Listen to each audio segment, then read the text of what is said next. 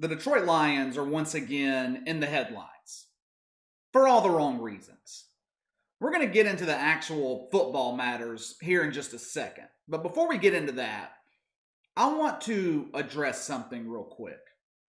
I've said on a couple of occasions over the last few weeks that the NFL and its players, for the most part, have essentially avoided controversial social and political issues, at least since week one.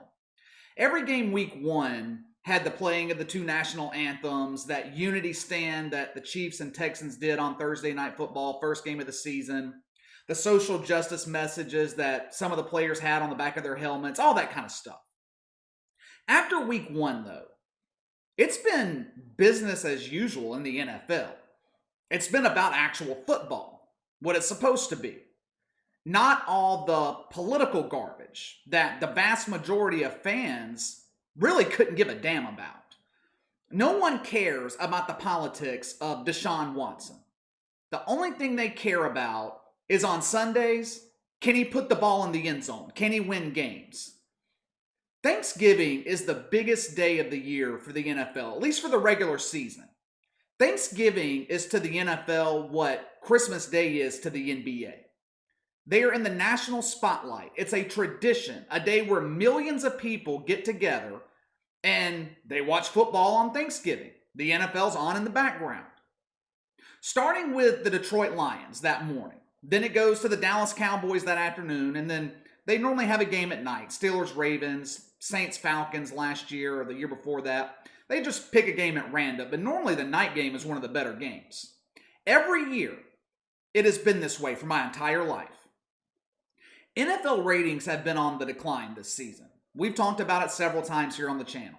The ratings for the NFL aren't declining nearly as bad as what we saw in the NBA, but there are still millions of people that are purposefully tuning out of the NFL because of politics and social justice. Thanksgiving was the prime opportunity for the league to show America that the NFL has returned to normal, so to speak, returned to being only about football. It was the perfect opportunity to recapture the audience that they've lost.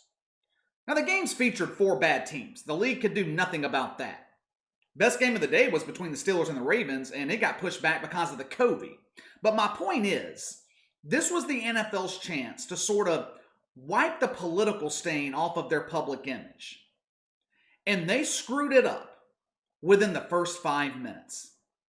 Television networks don't usually broadcast the playing of the national anthem. They take a commercial break. But on Thanksgiving, because it's a major national holiday, because the eyes of America are on the NFL, the networks show the national anthem. And what did we see yesterday in Detroit while the national anthem was being played? Matt Stafford and Deshaun Watson, the franchise quarterbacks for both teams, taking a knee. I've got just one question. Why? Why? The kneeling for the national anthem lost its impact a long time ago. When Colin Kaepernick started doing it back in 2016, whether you agreed with it or not, you can't deny the fact that it got people talking about the issues that he was trying to bring to the forefront. You can't deny that it had some type of impact. But now, in 2020, all kneeling for the national anthem does is piss a lot of people off, turn them against the NFL. Matt Stafford and Deshaun Watson kneeling Thursday didn't do one thing to impact their cause of social justice. The only thing it did was make people who decided to give the NFL another opportunity, another chance, reach for the remote and turn off their television. Twitter exploded, of course. Many people tweeting out that they were refusing to watch now because of the kneeling. And then there were others defending the players for their protest. It's an issue that people are divided on, which is exactly my point. There's no excuse anymore for athletes being political. They know that they're going to alienate half their audience. They know they're going to cause people to tune out. So why do it? What did Matt Stafford and Deshaun Watson accomplish? They wasted the opportunity to draw fans back to the NFL. With no fans in stadiums, and who the hell knows when fans are going to be allowed back in, because of the COVID is so dangerous. But with no fans in stadiums, Broadcast fees are more important than ever to the NFL. The NFL makes billions of dollars every year from Fox, CBS, NBC, ESPN. The networks have to recoup that money through advertising. Advertisers will pay a premium when you're drawing 18, 20 million people. But if the ratings continue to drop, so do the advertising rates. It just doesn't make any sense to me. I imagine Roger Goodell is not pleased with it, but his hands are tied at this point. The league caught backlash from the media when they mandated players stand for the national anthem a few years ago. Now, oddly enough, when the league took that stand, the ratings went back up. But in this political climate, I don't think Roger Goodell can do that again. The media would crucify him. Players would rebel against it. I mean, there's nothing that Roger Goodell can do besides just let it go and hope it doesn't continue to happen. Now let's get to the two Matts in Detroit, Matt Patricia and Matt Stafford. I feel like both have participated in their last Thanksgiving Day game with the Detroit Lions. I know for damn sure Matt Patricia has. And I would be shocked if he were coaching the Lions at this time next week. The media asked Matt Stafford after their blowout loss to the Texans yesterday about the possibility of his head coach being fired. In most cases, players will come to the defense of their coach in these type situations. Matt Stafford basically brushed the question off, said those decisions weren't for him to make. That should tell you all you need to know about the future of Matt Patricia in Detroit. But Matt Stafford, don't get it twisted, he's not going to be far behind him. He will be sitting right behind his head coach on that plane out of Detroit. The Matt Patricia era in Detroit has been a disaster. But the Matt Stafford era hasn't been great either. He's got a career record of 73, 86, and 1. 12 years in Detroit, 4 winning seasons, 3 playoff appearances, 0 playoff wins. The Lions haven't made the playoffs since 2016. Detroit is heading into a full rebuild. I believe the Lions are going to blow this thing up in the offseason because just a coaching change is not going to solve the problem. They've tried that with Matt Stafford 3 times before in Detroit. At some point, you've got to realize that although coaching may be part of the problem, your quarterback is also part of the problem. Detroit had a good coach in Jim Caldwell. He was the first Lions head coach since Joe Schmidt back in the late 60s, early 70s to have a winning record overall. And how did they repay him? They fire him after the 2017 season, after they go 9-7, after he made the playoffs twice in 4 seasons, 1 losing season in 4 years.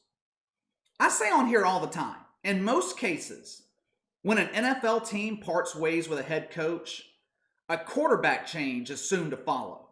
We saw it last year in Carolina. Ron Rivera fired, Cam Newton gone shortly thereafter. There is no point in the Lions hanging on to Matt Stafford at this point. This is their perfect opportunity to start fresh. They have an out clause in his contract after this season. They need to use it, and I believe they will use it. And this will be beneficial to Matt Stafford as well. He's on the back 9 of his career. There is no sense in him wasting his final years in the NFL on a rebuilding team in Detroit. San Francisco is going to be looking for a quarterback. The Broncos might be looking for a quarterback if Drew Lock continues to underperform. Matt Stafford will have some options. He's one of those quarterbacks he's just good enough to get your hopes up. I have him in the same class of guys like Tony Romo or Dak Prescott. Guys good enough to get you some wins, but not good enough to get you the big win when it counts. But if Matt Stafford lands somewhere like San Francisco, where they've got a great coaching staff, great defense, offensive weapons, he could be dangerous. 2 of the 3 years that he made the playoffs in Detroit, they had a great defense. So in the right situation, I feel like Matt Stafford could succeed. But it's over for him in Detroit. It is over. And you know what else needs to be over in Detroit? The Lions playing every Thanksgiving. I understand it's tradition. I understand the Lions started the tradition of the NFL playing on Thanksgiving Day. But come on. This franchise has been irrelevant for the majority of my 36 years on this planet. This isn't the same as the Cowboys, who at least elicit emotion. You either love the Cowboys or you hate them. Dallas has big rivalries. Every team in their division, big rival. It doesn't matter if the Cowboys are 3-7 on Thanksgiving. People are still going to watch. That's not the case with the Detroit Lions. No one cares. No one gave a damn about that game yesterday with the Texans. Detroit doesn't have any interesting rivalries. Yeah, they have the Packers, maybe the Bears, but the Lions have been losing for so long that there's really no substance to those rivalries. Now, do I expect the NFL to make this change? No, they're not. They'll continue to schedule Detroit at 11:30 on Thanksgiving every year. But just because it's a tradition doesn't mean it has to last forever. Traditions can change. And the Detroit Lions playing every Thanksgiving is one tradition that the NFL needs to change. All right, that's all for today. Hit that like and subscribe button. Click the notification bell to receive all notifications from the channel. Leave me a comment in the section below. Let me know your thoughts on Matt Stafford and Deshaun Watson kneeling for the national anthem on Thanksgiving Day. Also, has Matt Stafford played his final Thanksgiving game for the Lions? Let me know your thoughts. You can follow me on Twitter at KC_BTL84. Best way to contact me is by email at btlkc84@gmail.com. I'll see you guys next time.